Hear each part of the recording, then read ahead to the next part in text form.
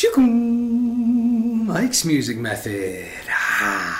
Today we are going to learn Snowin on Raton, but really we're here to learn triads on the final string set, the fourth string set. This is part of my How to Get Better at Guitar series. Also, big update, after talking to all the great people in the Discord, I have all my tabs are free at mikesmusicmethod.com, and I've done all these tutorials. I'm going to create a separate tab page as well that is just guitar goodness. I don't know what I'm going to call it. For now, it's just guitar goodness. And it's going to be all the separate tutorials I do to make you a better guitar player. And so instead of doing an online course behind a paywall, or doing, I will do more books in the future. People like books, I like books too. But I want to just have a different landing place for all this stuff that's aimed at making you a better guitarist. I have lots of people ask, outside of tutorials, what should I do to get better? And this is going to be the place for that. I teach tons of private lessons, and I've got so many great students, and I feel like I have accumulated all this information and resources and great ways to teach people all of these topics. But it's been a problem for me of what's the best medium to deliver it to you all. So I'm going to keep it in video form, but I'm simply going to put these videos in a neatly organized place on my website. And again, it's going to be free. It's going to be the value for value model. Pay what it's worth to you. You know, use the honor system. If you're getting value, please contribute. If not, if you're broke as a joke, people will still be able to access this stuff. But let's do it. Triads on the fourth string set. Watch the other videos in this How to Get Better at Guitar series before just jumping into this one, because I'm going to reference those previous ones. And I'm excited. I think a lot of people are missing out learning more of the guitar neck. And since I made those other videos, I know a lot more people have joined the channel. So check out that playlist. I'll link it at the top down below. And I'll get my website going where I create a whole guitar goodness landing page to make you an awesome player. And that's going to be in addition to the regular tutorials that I'm cranking out as well. Trying not to be long-winded. I can't help myself, but I'm excited for you. Let's do this tutorial, or this video, triads on the fourth string set. Triads on the fourth and final string set. Let's do it, and let's relate them to cowboy chords so we can digest this easier. So check this out, a G chord. When we play a G chord, that already is a perfect triad on the fourth string set. Right, when I play that, I've got G, B, and D. A root, a major third, and a perfect fifth. And this is movable. What I mean by that, instead of doing 3-2 open, if we slide this thing up, we would have 4-3-1. Now that's a hard stretch. I usually use my pinky, and I do it like that. So that would be A flat or G sharp major. If I want to do A major, well, A is the 5th fret, and I do 5, 4, 2. So these are all the major chords on that lowest string set in root position, meaning the root is my lowest note. Got the idea. Now the next one we can think of as, we all know our C major. We can make that big C. So if our ring finger goes towards the ceiling and our pinky takes its spot, that's a C chord using all 6 strings. Now what's cool about that is if you just do these low ones, I've got my G, my C, and my E. 3, 3, 2. And that's an inverted C chord, right? Because my C is actually on the A string. So I got the G, which is the 5th of the chord, the C is the root, and then the E is the 3rd. Those 3 are movable. So if that's C major, I'm tracking the C on that on the 5th string, on the A string. C, C sharp, the 5th fret on the A string is a D, and that's a movable shape. Another way to play it would just be to flip your fingers and do it like this. So I have middle ring pointer, and those are all movable major chords. Right, C, C sharp, D, D sharp, E, and we're tracking the A string as a root. The final one is really funny. It's one of these that's like hiding in plain sight. Anytime you do a D chord with an F sharp in the bass, that's an inversion on the lowest string, because check it out, I got F sharp, A, and D. Those are the 3 notes of a D chord, right? D, F sharp, A, in that order. So if 2 open, open is a D major chord, a D sharp is going to add up 1 to everything. 3, 1, 1. So 2 open, open becomes 3, 1, 1, becomes 4, 2, 2. And that's a movable shape. Here the root is on the 4th string, so when I move it up to 3, 1, 1, E flat. When I move it here, it's an E, because that note there is an E, right? 2nd fret on the 4th string. And I can just move this, and I have all the inversions like this, all the major chords. Let's learn it in a different way. This takes time. Make sure you watch all the other videos in the series already, and we'll do this a bunch of different ways, and there'll be more videos to come until this settles. No one gets it quick overnight. You got a lot to learn. You have to learn a lot of songs this way, and that will be a future part of the series that's coming shortly. But let's do all the G chords now so we can see how these inversions go across a guitar. So remember, a G is a root, a third, and a fifth. All major chords are a root, a major third, and a perfect fifth. Here we have G, B, and D. Right, we got that normal open G chord. Now I can move this thing. Instead of the G being in the bass, you'll notice the orders, everything's just gonna go higher. So now instead of the G being in the bass, this B is gonna be in the bass. And that's on the 7th fret, right? 2. I add 5 if I'm going a string lower. 7 is the same as 2 on that string. And then the D was open. That D is going to be the 5th fret. And then we're putting the G on top. The octave of this G is that G on the 5th fret of the D string. So here's the inversion. 7, 5, 5. I'm doing ring finger, pointer, pointer. So now I have my B, my D, and my G. And just go slow between those. Anytime you're playing a G chord here, right, you can always turn it into that. You create a little riff out of it, whatever helps you remember.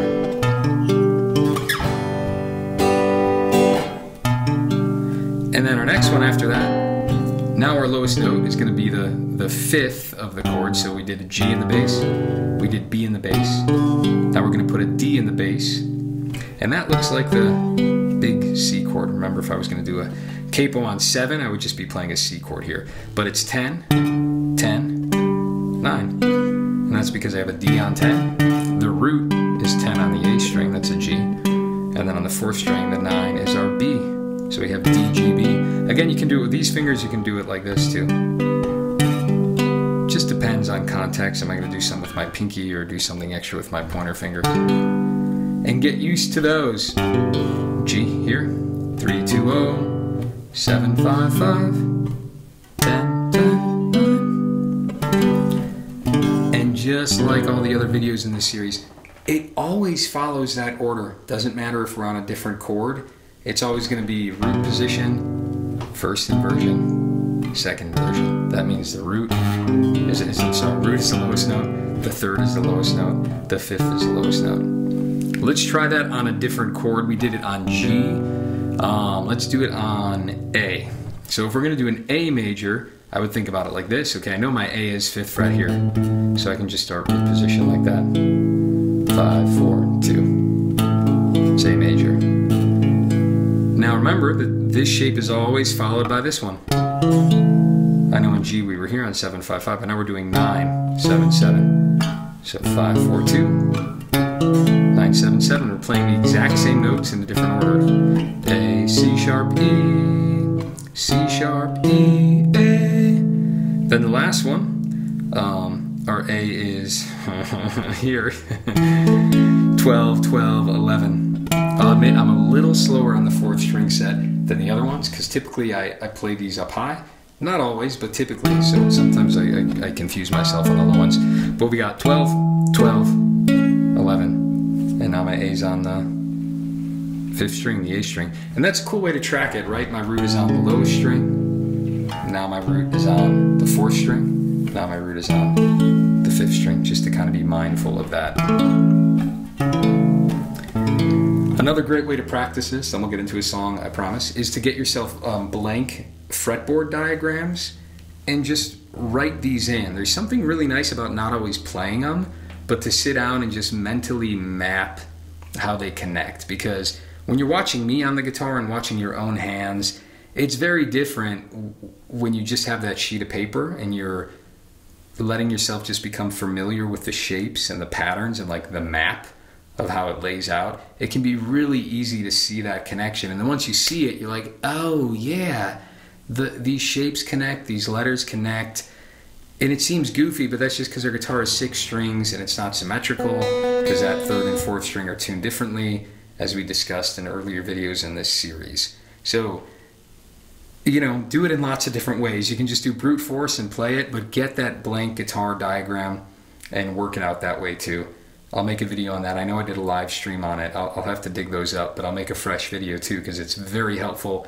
The students that I have do it make really good progress. All right, we've seen a G chord, an A chord. Let's do a D, and let's not start in root position. So my brain would go, well, I already told you kind of how to do the D because it comes from a D inverted chord, right? F sharp, A, D. So my D is on the 4th string and it looks like that. And you might be like, Mike, how the heck are you expecting me to remember that? Go off the shapes that you already know, right? If you've been following along with my videos, you probably already know about this D/F sharp chord. So that's how you can now relate to your D on the lowest strings. All of these like triad shapes are just big shapes simplified, right? So if you know your big shapes, that's like a stronger map for you, a map that you're more familiar with, then just base your new map, you know, connect your new dots off whatever your foundation is. For me, it was like learning that cage system. Again, in this whole video playlist already, we talked about it. And it was just minimizing those shapes in the cage system. Other guys who come from a jazz background might have just had a teacher early on beat the heck out of them on every string. This is a D, that's how you play it. Now find D on the next string. Okay, 3rd string, D is here on the 7th fret. What shape goes with that? So a lot of guys may have learned differently. There's no right or wrong way. That's the beauty of music and any art form, is you can explore it however you want. So play around with it, don't get overwhelmed. These puzzle pieces do connect and form a bigger and bigger picture over time, but be patient with yourself and have fun, because if you have fun, you're more likely to pick up your guitar tomorrow. Take it in small bites, have fun. All right, I got sidetracked. We will have fun in a second, all right? So that's a D. Now, the next one I think about is like, I just have my E and A string memorized. So my D here on this 5th string, I know that's a D. And then my mind goes, oh yeah, that's that like C shape. Oh, but if I do the big C and have that in the bass, it looks like that, right? Capo 2, it would be the big C right here. So it's 5, 5, 4. My D's on the 5th string. 2, 0, 0, 5, 5, 4. That my brain knows right off the bat. On the low E string, I know that the D is a 10th fret. And I can do root, major 3rd, perfect 5th, 10, 9, 7. So 2, 0, 0, 5, 5, 4, 10, 9, 7. And remember, these shapes always follow one after the other. Let's learn some towns. Like I did in the last videos, I would encourage you to take a simple song, take a half a dozen simple songs, and play these chord shapes on different spots on your guitar neck. So let's do this. We're just going to do A, D, and G is this whole song. So the first time you run through, let's do our A like this. 5, 4, 2. When the wind don't blow in Amarillo. Let's invert our D like that. 2, open, open. Then back to the A. When the moon along comes and don't rise. Back to the D. Then the G, we can just do the G that we know. Shall I cast my dreams upon your D? Oh, babe, stay there and lie beneath G, the laughter of your eyes. Whoops, your eyes. Back to the D. So let's try that verse. When the wind don't blow in Amarillo, and the moon along the Gunnison don't rise, shall I cast my dreams upon your love, babe? Stay there and lie beneath the laughter of your eyes. So that would be one way to play the verse. Let's just do the chorus. We can do the same chord shapes. So 3, 4. It's snowing on Raton. Come on and I'll be through them hills and gone. Cool.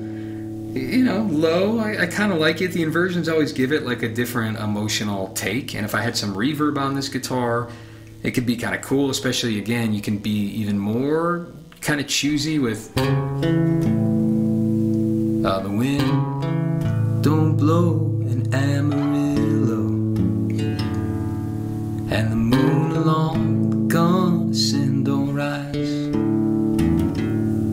Shall I cast my dreams upon your love, babe? Lie beneath the laughter of your eyes. It's how I think about melody making too. 80% of the time I'm just playing a note in the chord. And this gives you the freedom to not always think a D is this, right? A D could be this, but it also could be, and now, you know, it could also be. So we're building all these options and possibilities to kind of give you more and more creative freedom. The donation pitch. Mike's music method is value for value. It means pay what you can. If you're broke as a joke, you can snag this stuff for free. If not, please, if you got any money to support and you're getting value from this, give some value back. That's it. mikesmusicmethod.com/donate, or click on that donate tab on my website. PayPal, Venmo, all the ways you can support. You can do monthly subscriptions. If you hate that stuff, and I get it, you can just do a one-time contribution. Then every time you learn another song or every time you think of me, you can do another one-time contribution and simply join the free plan and just pay whenever you can. So that would be one way to play through the whole thing. Let's move it a little higher up the neck. We could do our A chord instead of doing it here. Let's build it higher. We can do 7-9-9, right? So my A is on this D string instead of having this big E shape. I mean, I'm using these two notes in the E shape, right? This 7 and 7 from this big bar chord. But I'm taking this C sharp, which is up here on the 3rd string, C sharp, and I'm putting it down here, C sharp. So I got 7-9-9. We can play our A chord that way. Well, the wind don't blow in Emma. Now, a couple ways I can go down to the D and do it here. That would be 5-5-4. Again, I can think of this as like coming from that C shape. I can also think of it as coming from the A shape, right? This is a D chord, 5-7-7-7. Put that 5 in the bass. I have 5-5. I don't want to repeat the 5th, so I have to do the major 3rd there. Lots of that way may not be helpful. Again, I don't know. Soon enough, though, you'll be able to connect all those dots and follow me through these different ways I'm thinking about it. And you may have ways that I don't think about, which is what's so cool about it. So we'll do our D like that. So we have 7-9-9, or sorry, 9-7-7 for the A, and then 5-5-4 for the D, and then our G. Let's just do it the same as we did the A. 7-5-5. So instead of doing it here, we're moving it up to here. So we got 2 in 1st inversion and this one in 2nd inversion. All right, so let's do this. We're on 9-7-7 for the A major. When the wind don't blow in Amarillo, 5-5-4, and the moon along the Gunnison don't rise. To the G, 7-5-5. Shall I cast my dreams upon your love, babe?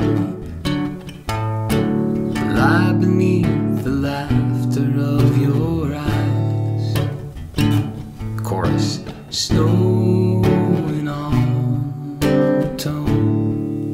Sorry, did I mess that up? No, I did it right. Come on and I'll be through them hills and gone. The only thing about playing on the electric, I like it because it's a clean sound. I can just not worry about 2 microphones. But it's so quiet that when I start singing, like, I can't even hear the thing.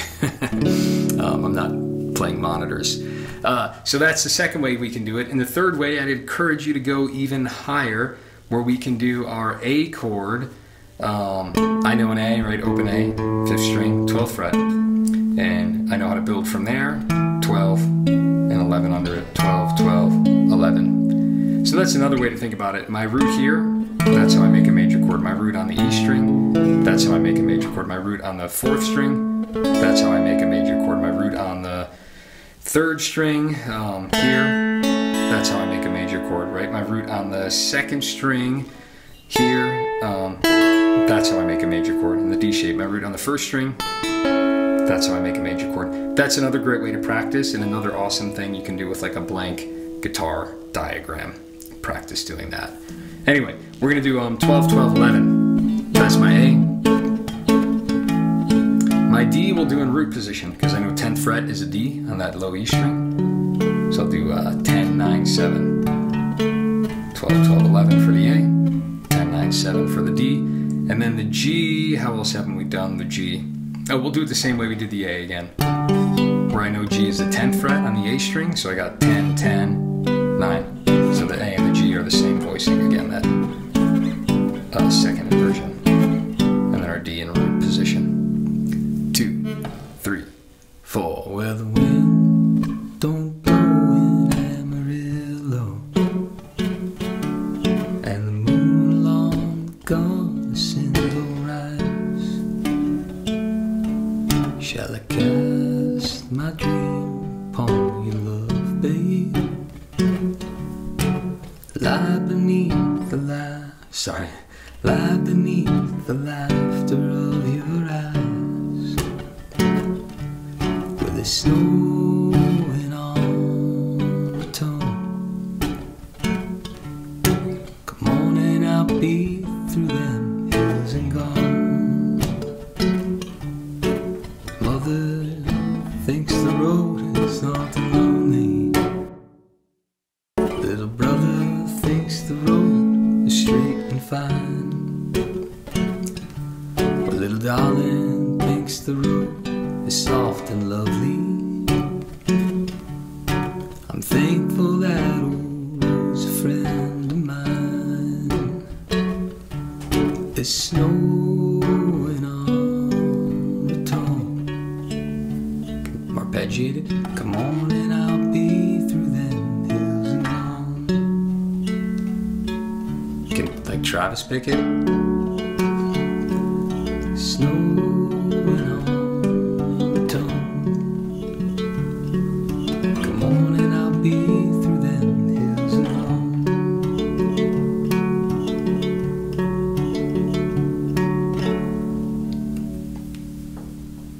That's it.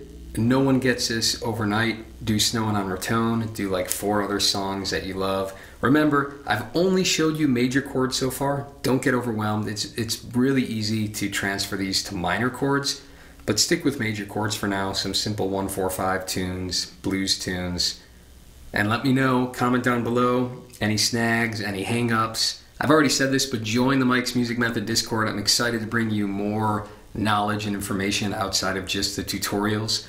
So joining the Discord is a great way to stay in touch, give me feedback, connect with me, help me be a better teacher, and get feedback from me on your playing. You can post videos. Other great players in the community can give you feedback on your playing, point you to resources, and getting you going on becoming a better picker and guitarist in general.